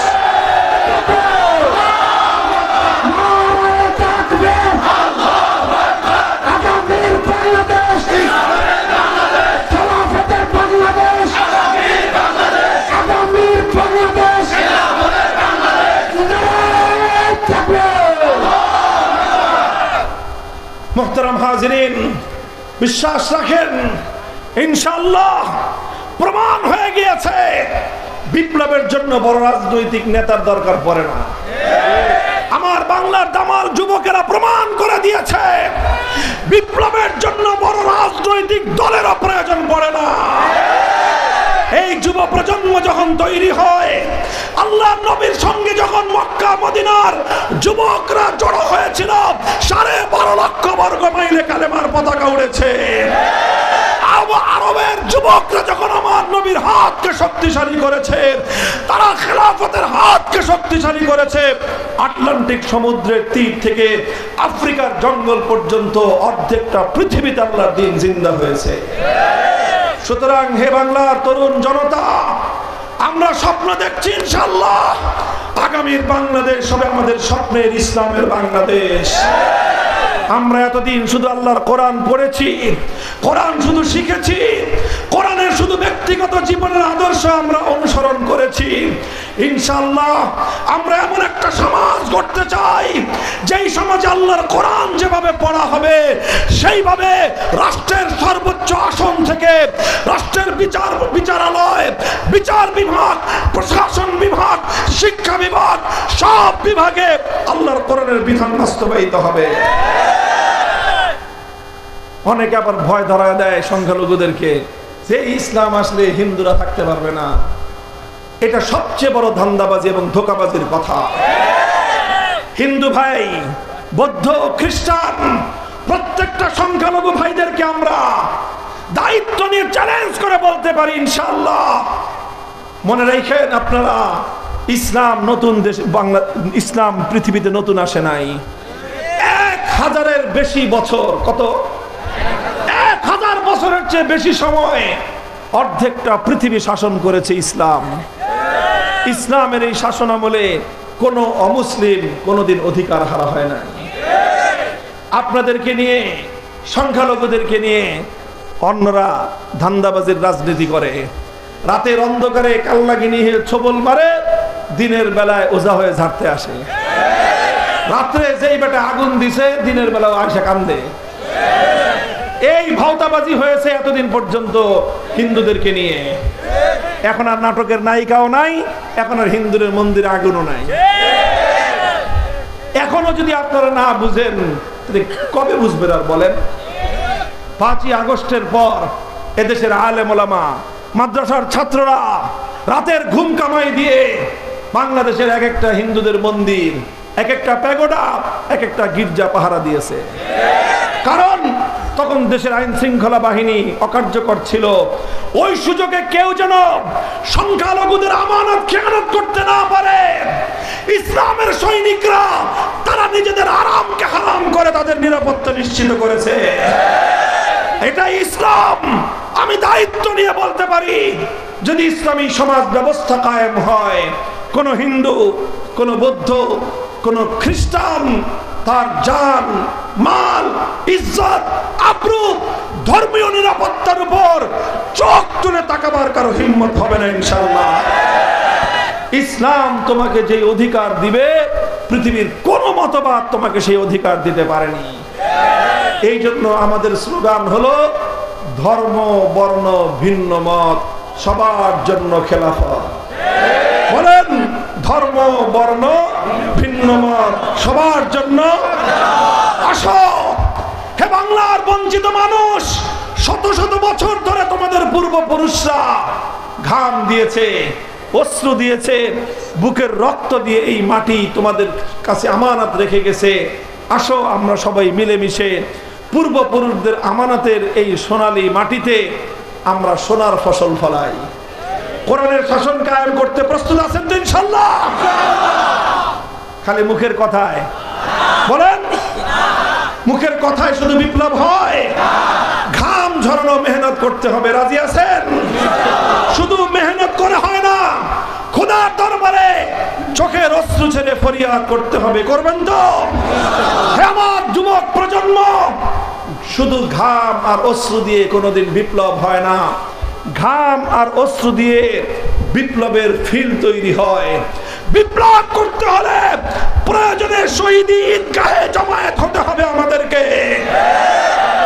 আর যদি প্রয়োজন হয় আল্লাহর দ্বীনের জন্য, কোরআনী শাসনের জন্য মাথায় কাফনের কাপড় পরে শহীদি ঈদগাহে শাহাদাতের রক্ত দিতে কারা কারা প্রস্তুত? হাত তুলে খোদার দরবারে শপথ করো।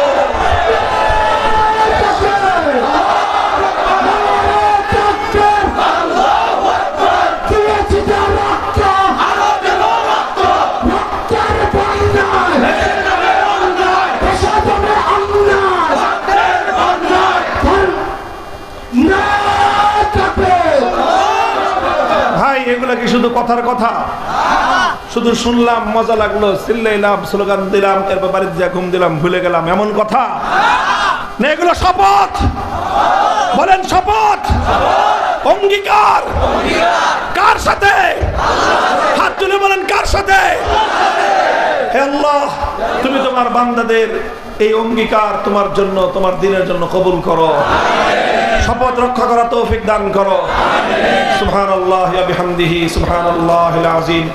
সুবহানাল্লাহি ওয়া বিহামদিহি সুবহানাকাল্লাহুম্মা বিহামদিক আশহাদু আল্লা ইলাহা ইল্লা আনতা আস্তাগফিরুকা ওয়া আতুবু ইলাইক।